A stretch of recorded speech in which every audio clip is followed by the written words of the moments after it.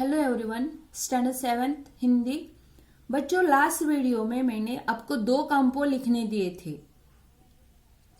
बच्चों, कोई बच्चे पूछ रहे हैं कमेंट्स में बार बार, मैं क्या कहती हूँ फिर से, आप पहले वीडियो सुनो अच्छी तरह से, और भूल जाओगे तो एक लिखने के लिए पेज या बुक ले लो, साइड में लिखो जो मैं बता रही हूँ वही।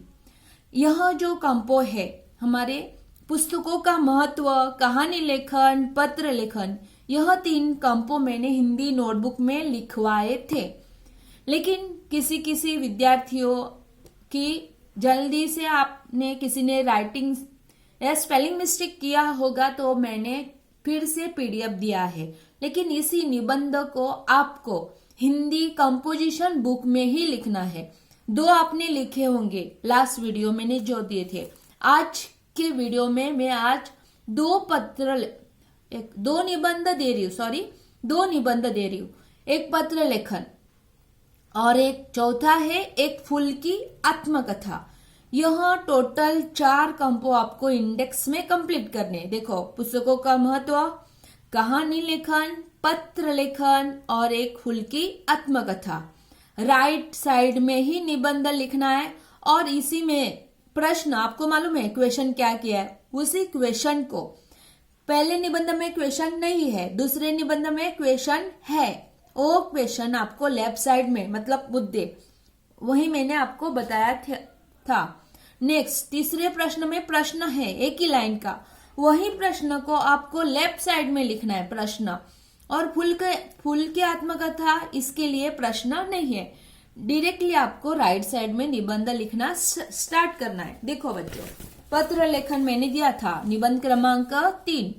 यह जो प्रश्न है लेफ्ट साइड में लिखना है और निबंध का नाम राइट साइड में। पत्र लेखन अनौपचारिक, बाद में एक लाइन लीव करके डिटेल, जैसा ही मैंने आपको समझाया था, जिस तरीके से मैंने लाइन लीव की है उसी तरीके से आपको एक पेज खत्म हुआ तो नेक्स्ट न्यू राइट साइड के पेज में लिखना है। बाद में मैं चौथा निबंध ले रही हूं, निबंध क्रमांक 4। डेट है आज की, कौन सी डेट है, आज की डालनी है। निबंध क्रमांक 4, एक फूल की आत्मकथा। आत्मकथा बच्चों आपको पता है, आत्मकथा मतलब खुद की जीवनी, ऑटोबायोग्राफी। हाँ, दूसरे आपको उनके खुद के बारे में कहानी बताते हैं। और यह निबंध मैंने अब हमारी फूल और कांटे, इस कविता में से मैंने कविता दूसरी फूल और कांटे, इस कविता के ऊपर मैंने यह कंपो लिया है, फूल की आत्मकथा, ऑटोबायोग्राफी। तो देखो शुरुआत कैसी करनी है, मैंने अच्छी तरह से लिखा है, कैंसलेशन नहीं करना है, और एक आध वर्ड आपका गलत हुआ तो पेंसिल से कट करना है, एकदम डार्क नहीं, लाइट, एक बार लाइन घुमाओ बस, व्हाइटनर यूज नहीं करना है। देखो मैं अभी रीड करके बता रही हूँ निबंध। जी हाँ, मैं गुलाब का एक मुरझाया हुआ फूल हूँ। 2 दिन पहले लोग मेरे रंग और रूप पर मोहित थे, पर आज मेरी ओर कोई दिखता तक नहीं। मेरा जन्म बगीचे में एक पौधे पर हुआ था। मुझे देखकर माली बहुत खुश हुआ था। धीरे धीरे मेरी पंखुड़ियां खिलने लगी और देखते देखते मैं एक सुंदर फूल बन गया।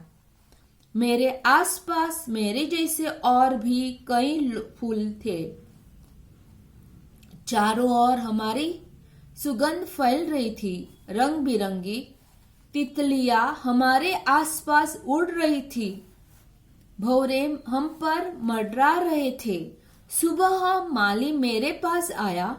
उसने हमें डाल से तोड़कर एक टोकरी में रखा। इसके बाद वह हमें एक दुकान पर ले गया। दुकान पर एक भक्त आया। उसने माली से एक गुलाब खरीदना चाहा। माली ने मुझे उसके हाथ बेच दिया। वह भक्त ने मुझे भगवान के सिर पर चढ़ा दिया।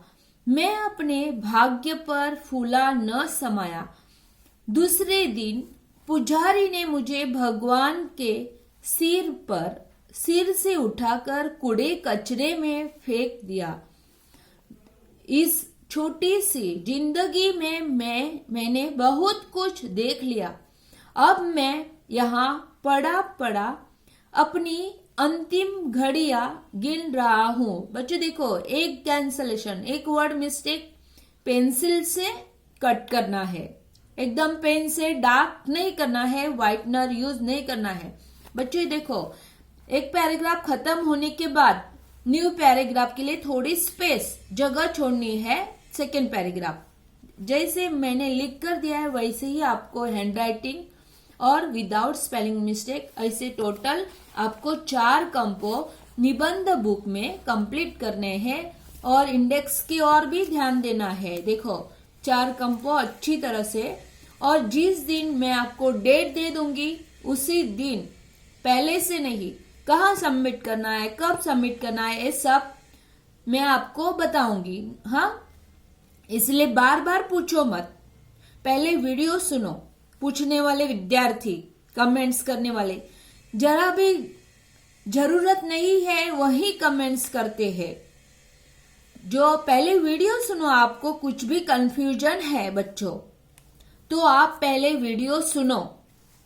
हाँ, क्योंकि मैं सब वीडियो में बता रही हूं, एक भी बात ऐसी नहीं कि बिना बताने या बिना पढ़ाने से आपको नहीं दे रही। इसीलिए इसी बात का आपको ध्यान देना है और अच्छी हैंडराइटिंग से आपको निबंध लिखना है। इसी निबंध के बुक के राइटिंग के आपको अच्छी तरह से मार्क्स भी है। यहाँ पे मेरी साइन रहेगी, यहाँ पे टीचर की साइन रहेगी, यहाँ पे आपको ग्रेड दिए जाएंगे और मार्क्स भी है इंटरनल के लिए। अच्छे ग्रेड अच्छे मार्क्स, इसी बात का ध्यान देकर आपको 4 कंपो अच्छी तरह से कंप्लीट करने। 2 हो गए आपके निबंध बुक में लास्ट वीडियो, आज आपको दोनों कंपो कंप्लीट करने हैं। बाद में बच्चों आपको यूनिट टेस्ट है, स्टैंडर्ड 7 आपकी यूनिट टेस्ट है 5 तारीख से। कब चालू है? 5 तारीख से। एग्जाम टाइम टेबल आपको हर सब्जेक्ट टीचर बताएंगे, लेकिन मैं आपको मेरा पेपर मतलब हिंदी का हमारा पेपर कब है वही डेट में दे रही हूँ। एग्जाम 5 तारीख को है, हिंदी का पेपर है 6 अक्टूबर को। कब है? 6 अक्टूबर 6/10/2020। टेस्ट है 20 मार्क्स की। कितने मार्क्स की है? 20 मार्क्स की है।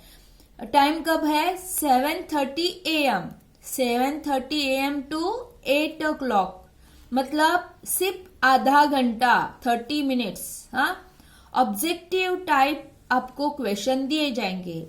ऑप्शन विल बी प्रोवाइड, मतलब उसके लिए ऑप्शन भी दिया जाएगा। और पोर्शन देखो बच्चों, हमारे पहली इकाई में टोटल 8 लेसन है। कितने हैं? 8।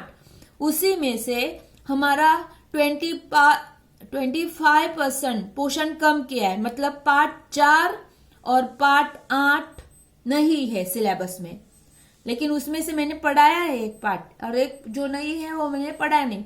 मतलब टोटल कितने लेसन है? 6 लेसन है। 6 में से यूनिट टेस्ट के लिए मैंने 1, 2, 3 और 5 ऐसे करके 4 लेसन लिए। चौथा पार्ट आपको नहीं है यूनिट टेस्ट में। हाँ, मतलब कितने लेसन है? 1, 2, 3 और 5। यह पार्ट की आपको तैयारी करनी है। इसमें से क्या लर्न करना है बच्चों? तो टेक्स्ट बुक रीडिंग, ये 4 लेसन का क्या करना है? लेसन क्रमांक 1, 2, 3 और 5 टेक्स्ट बुक रीडिंग करना है। टेक्स्ट बुक के नीचे जो ग्रामर, मीनिंग्स है, शब्द वाटिका जो भी है वो रीड करना है। मैंने जो भी लिख कर दिया है आपको। हाँ, सब ऑब्जेक्टिव टाइप, ब्रीफ आंसर नहीं है। बच्चों सुनो, ब्रीफ आंसर नहीं है यहाँ पे दिया है। इसीलिए टेक्स्ट बुक रीडिंग करना, ग्रामर रीडिंग करना नोटबुक में से, हाँ, और टेक्स्ट बुक में से भी, और एग्जाम की भी तैयारी करना और निबंध आज ही कंप्लीट करना है।